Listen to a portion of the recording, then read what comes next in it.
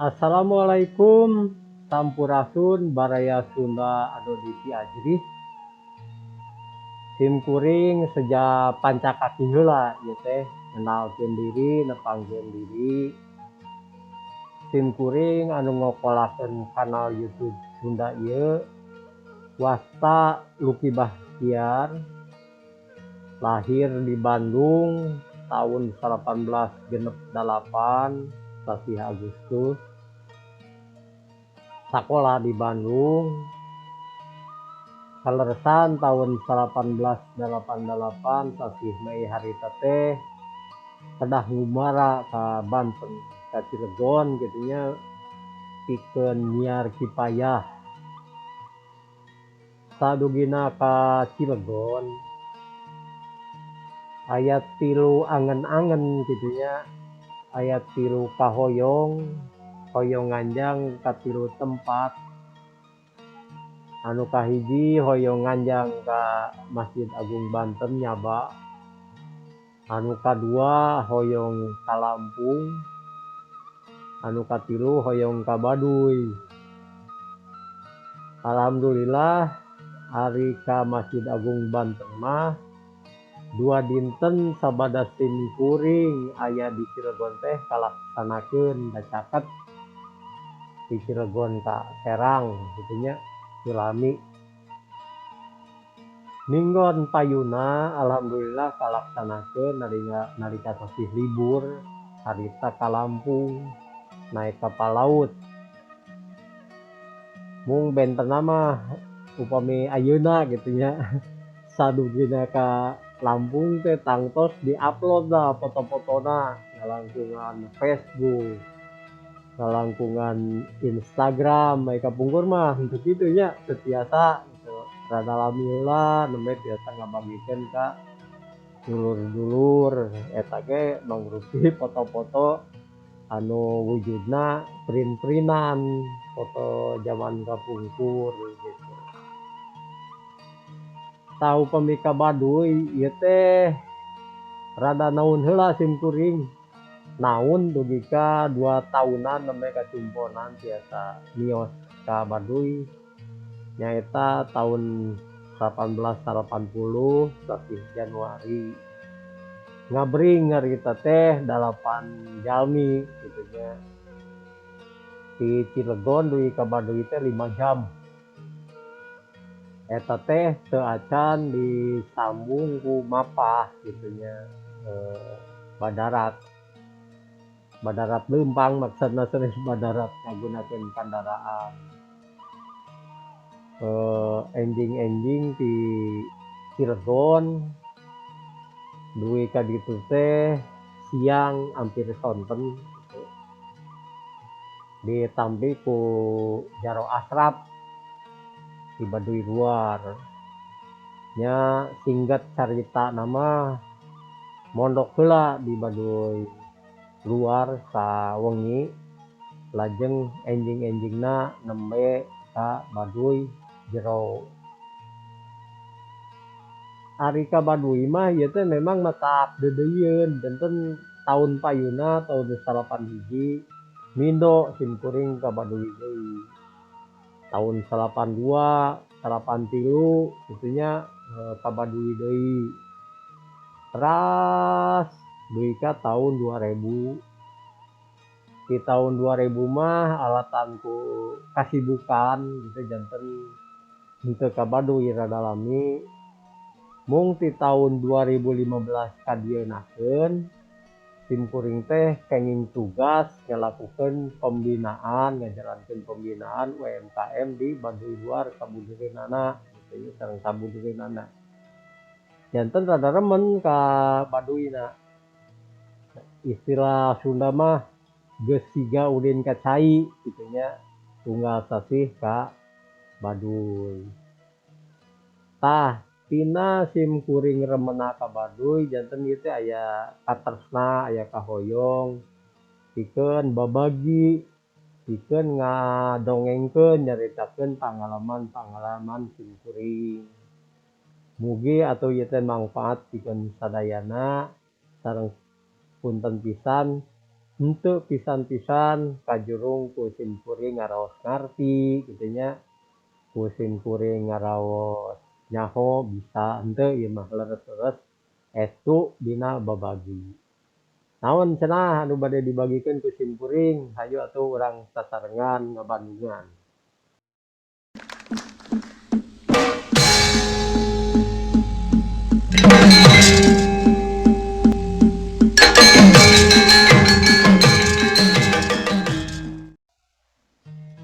Kanca Mitra Sunda, urang ngawitan ngaguar ngeunaan struktur masyarakat Baduy nya. Di Baduy teh aya 3 wengku atanapi 3 ring. Ring kahiji nyaeta Baduy jero, ring kadua Baduy luar, anu katilu masyarakat Baduy. Cirina anu gampil katangen kadria ku urang nyaeta upami masyarakat Baduy jero diraksukan kaluhurna bodasan, kahandapna hideungan, lajeng nganggo iket bodas. Ngajaga pisan kana pikupuh sacerewelena ti karuhun, sareng teu pisan nampi kana teknologi anyar. Cara hirup estu basajan. Janten upami teh mah 100 tahun kapengker, 200 tahun kapengker, samalah 500 tahun kapengker, saur karuhun teh kedah nyaa dugi ka danget ieu oge. Ta babandinganana simkuring we tahun 80 narika ka Baduy jero sareng ngabandingkeun ka ayeuna sami teu aya paobihan, teu aya parobahan kitu nya. Kajaba panginten robahna teh jadi beuki karolot we, anu tadina murang kali jadi rumaja, anu tadina rumaja jadi dewasa kitu nya, garaduh murang kali anu wanoja. Teras tina dewasa janten karolot kitu nya di Baduy jero teh. Cara hirupna basajan janten di ditu nganggo suluh, teras bumina panggung gitu. Teras katuangan sadidintena tina huma ngalabu beukian, ngukut hayam, ngalalauk normal eta sami sareng di kampung urang oge di kota kitu nya upami anu masih keneh kagungan balong, kagungan sawah, mung bentenna panginten ari sawah di urang mah nganggo irigasi sapalih ari di ditu mah sawah tada hujan teh. Lajeng ring anu kadua tadi Baduy luar secara umum tetep ngajaga pikukuh sacerewelena ti karuhun. Misalna wae aya pikukuh kieu ulah meuntas lautan, boh ku kapal laut atanapi ku kapal udara. Nya urang Baduy luar ge tetep taat kana perkawis eta mah. Mung bentenna aranjeunna teh nampi kana teknologi anyar. Tahun 2000-an we misalna nya harita pan aya HP Ericsson kitu nya, Ericsson T10 atau ti sabaraha. Di Baduy oge aya Baduy luar anu kagungan gitu. Lajeng tahun 2003-an upami teu lepat aya Nokia pisang teh anu ngetop teh, Nokia pisang teh si bandel. Urang Baduy ge aya nu kagungan gitu. Aranjeunna cirina diraksukan bukur sareng handap teh hideungan. Nganggo iket kepala atanapi iketnya iket sirah gitu. Eta teh kelir gabungan laos sareng hideung. Sok sanaos nampi kana teknologi anyar tetep aya masalah di ditu teh nyaeta listrik teu kenging lebet.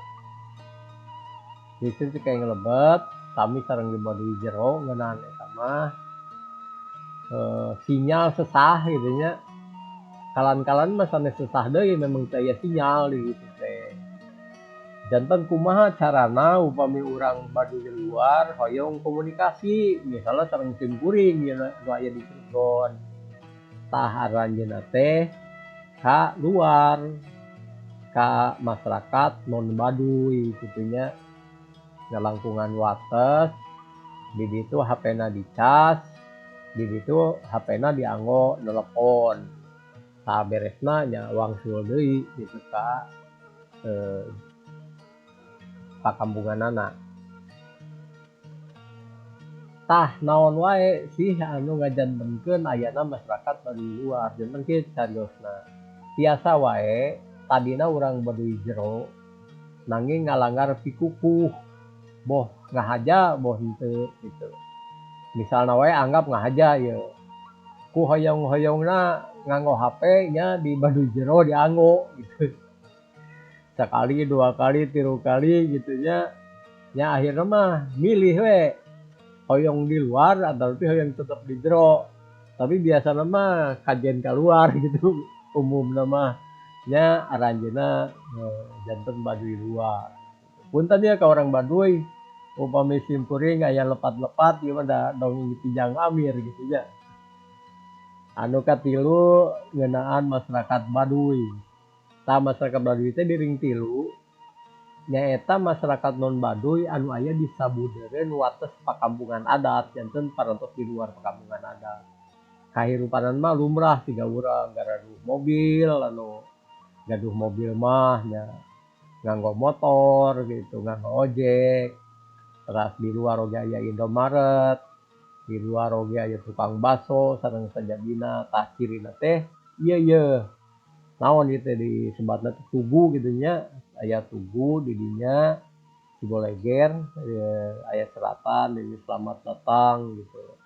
Nanging upami aya ucapan selamat datang di dieu sanes nganu ngarti urang parantos dugi ka pakampungan Baduy.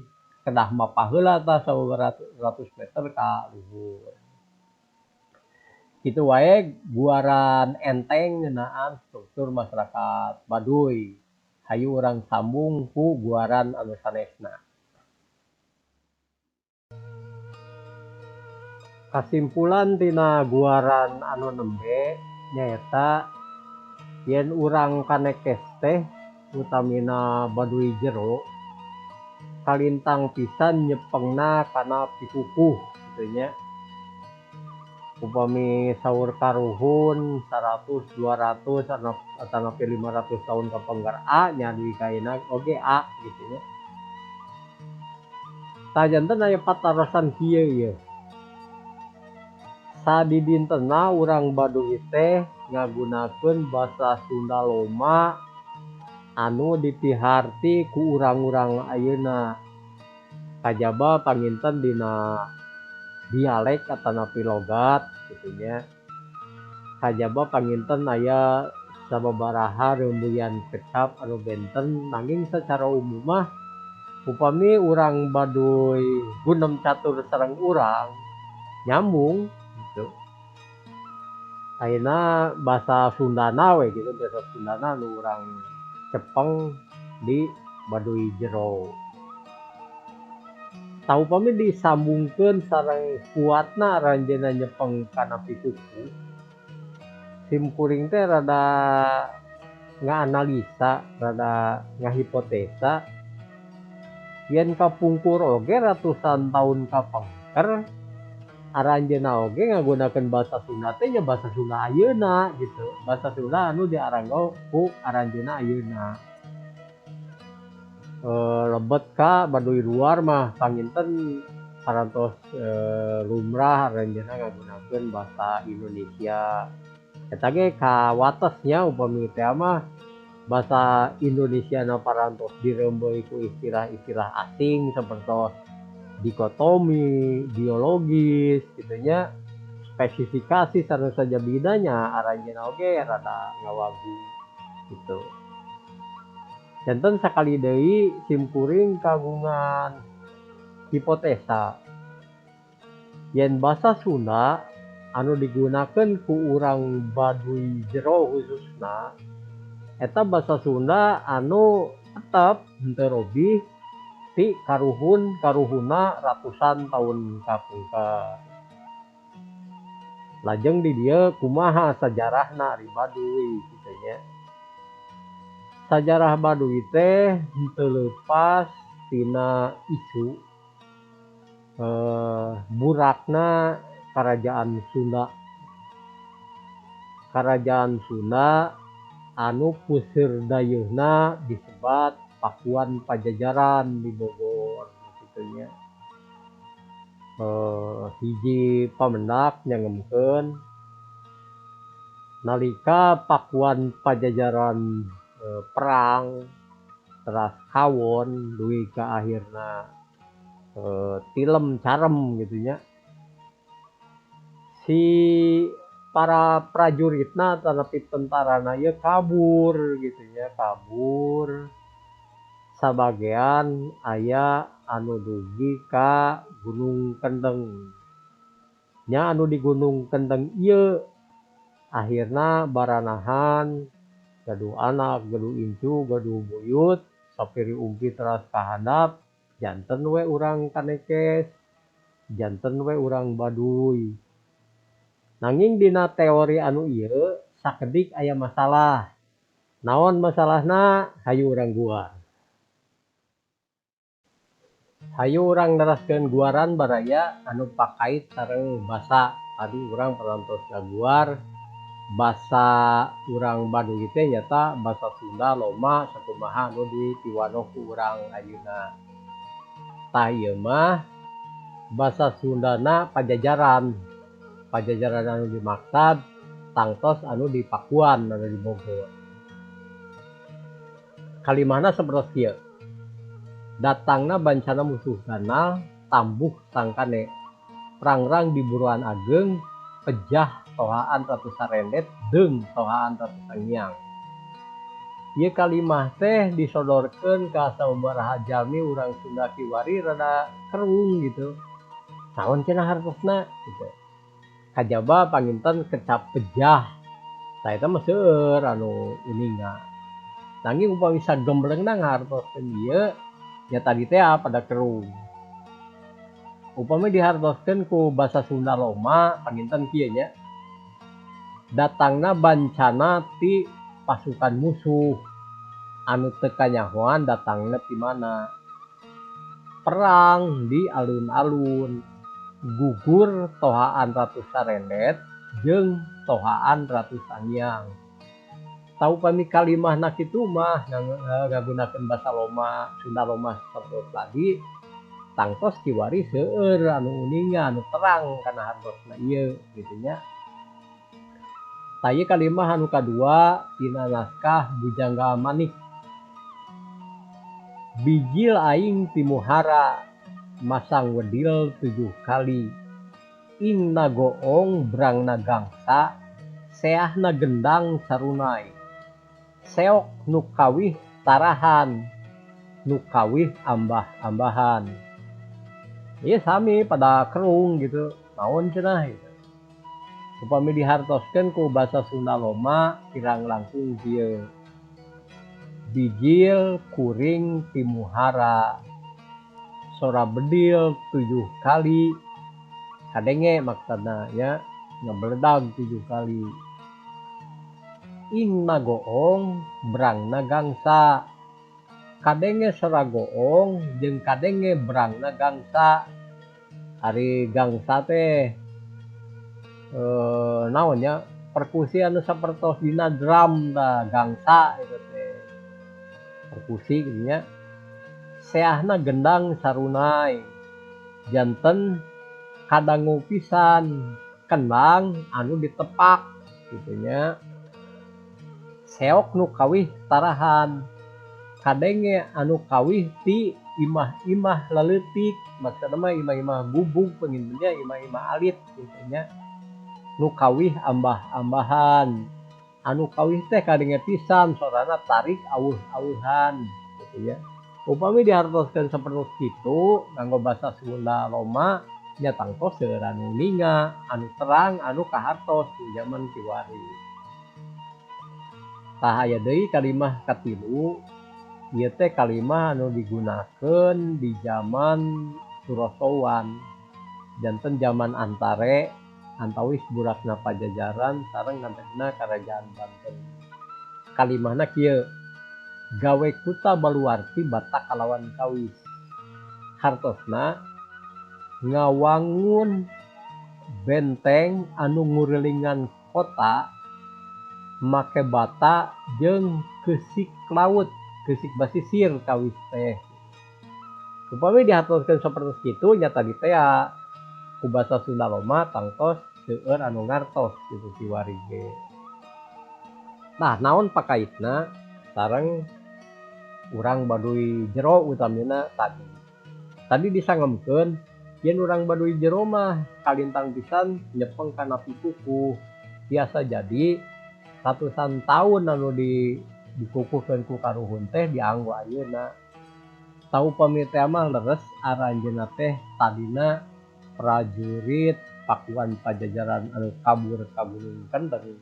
Atuh kedahna basa Sundana ge sanes basa Sunda loma anu dipiharti ku urang, tapi ngagunakeun basa Sunda pajajaran ieu kitu tah. Nanging kanyataanana aranjeunna henteu ngagunakeun basa Sunda pajajaran ieu, nanging ngagunakeun basa Sunda loma tadi gitu. Janten samentawis mah aya anggapan yen teori kahiji teh gugur. Nya timbul teori kadua. Teori kadua nyangemkeun kieu, yen karajaan Sunda teh harita mangrupi kamaharajaan. Janten di handapna aya raja alit-alit. Di antawisna nyaeta karajaan Wahanten Girang anu dirajaan ku Prabu Pucuk Umun. Tah Wahanten Girang mah basa Sundana teh parantos ngagunakeun basa Sunda loma sapertos dianggo ku urang.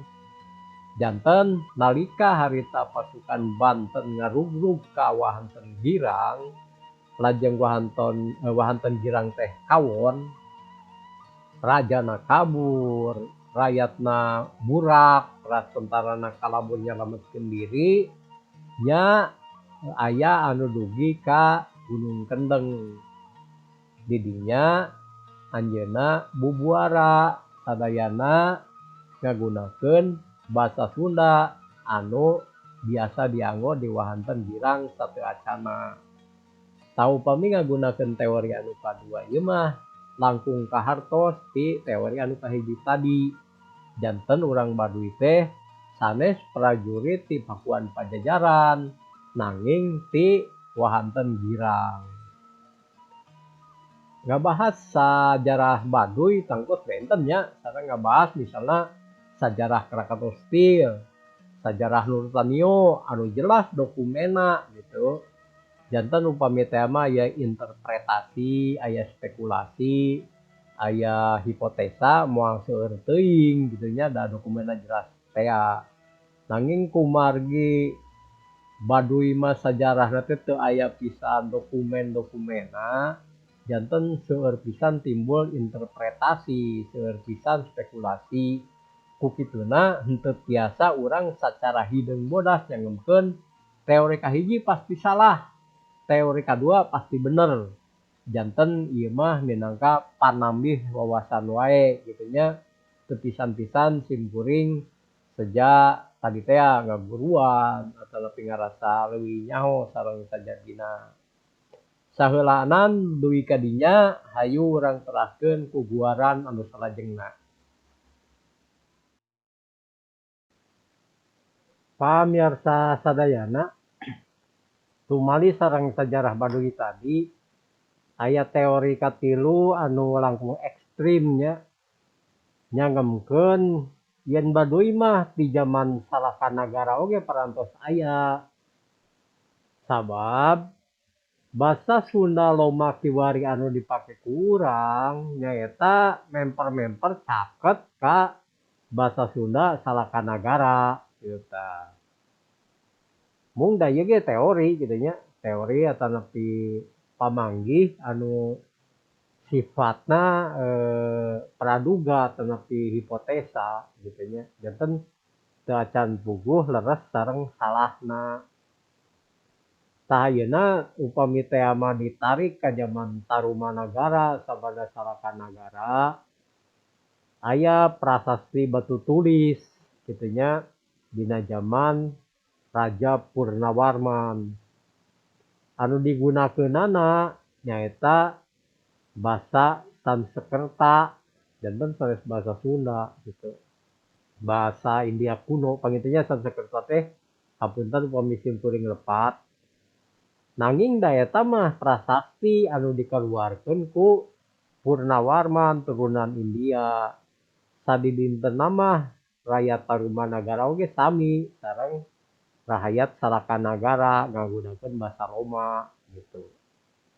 Janten kasimpulan teori anu katilu ieu anu nyangemkeun yen urang Baduy mah parantos aya ti zaman Sarakanagara eta ge tetep nganggo angkeuhan yen basa Sunda Sarakanagara teh sami sareng basa Sunda anu kiwari dianggo ku urang.